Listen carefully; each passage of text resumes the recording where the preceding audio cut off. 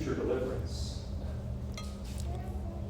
Thankfully, we know that God has promised present help and future deliverance for all those who are in Christ Jesus, his Son. With that all in mind, let's now hear the words of Joel and the people as they lament in sadness, and then soon we'll turn to the Lord for help. We'll start by reading the first verse of the book of Joel and read up through chapter 2, verse 11. The word of the Lord that came to Joel, son of Pethuel. Hear this, you elders. Listen, all who live in the land. Has anything like this ever happened in your days or in the days of your ancestors? Tell it to your children, and let your children tell it to their children, and their children to the next generation. What the locust swarm has left, the great locust have eaten. What the great locusts have left, the young locusts have eaten. What the young locusts have left, other locusts have eaten. Wake up, you drunkards, and weep. Wail, all of you drinkers of wine. Wail because of the new wine, for it has been snatched from your lips. A nation has invaded my land, a mighty army without number. It has the teeth of a lion, the fangs of a lioness. It has laid waste my vines and ruined my fig trees. It has stripped off their bark and thrown it away, leaving their branches white. Mourn like a virgin in sackcloth, grieving for the betrothed of her youth. Grain offerings and drink offerings are cut off from the house of the Lord. The priests are in mourning, those who minister before the Lord.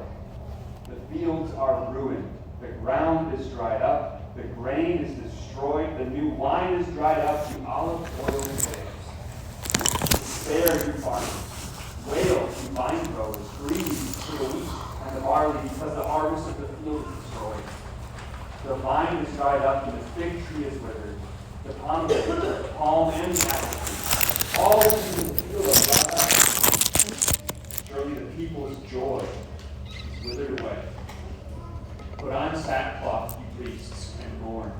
Wail, you who minister before the altar. Come spend the night in sackcloth, you who minister before my God.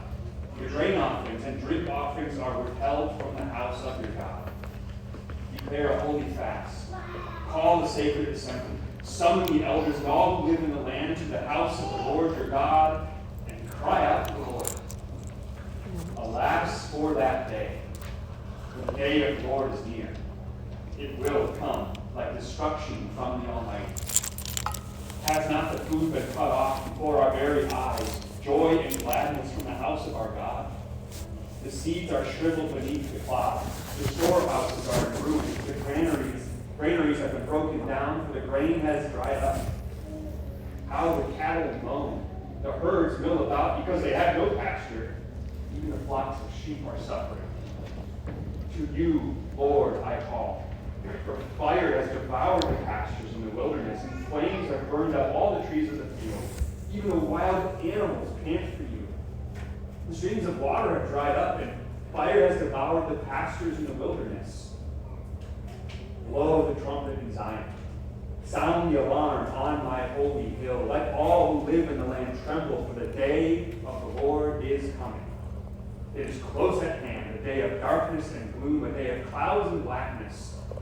Like dawn spreading across the mountains, a large and mighty army comes, such as never was in ancient times, nor ever will be in ages to come. Before them fire devours. Behind them a flame blazes. Before them the land is like the Garden of Eden. Behind them a desert waste. Nothing escapes them. They have the appearance of horses. They gallop along like cavalry. With a noise like that of chariots, they leap over the mountaintop like a crackling fire consuming the stubble, like a mighty army drawn up to battle. At the sight of them, nations are in anguish. Every face turns pale. They charge like warriors. They scale walls like soldiers. They all march in line, not swerving from their course. They do not jostle each other. Each marches straight ahead. They plunge through the fences without breaking ranks. They rush upon the city. They run along the wall. They climb into the houses like thieves. They enter through the windows. Before them, the earth shakes. The heavens tremble. The sun and moon are darkened, and the stars no longer shine. The Lord thunders at the head of his army.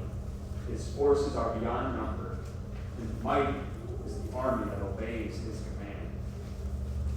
The day of the Lord is great, it is dreadful. Who can endure it? This is the word of our God. Probably fitting at this point now for us also to sing a hymn that's kind of a lament, one that focuses us on our spot, the despair we should have, and also it's very glimmer of hope as we call upon the Lord and wait on his deliverance. We'll sing one of Martin Luther's hymns that he wrote, actually, "From depths of woe, Lord God, I cry."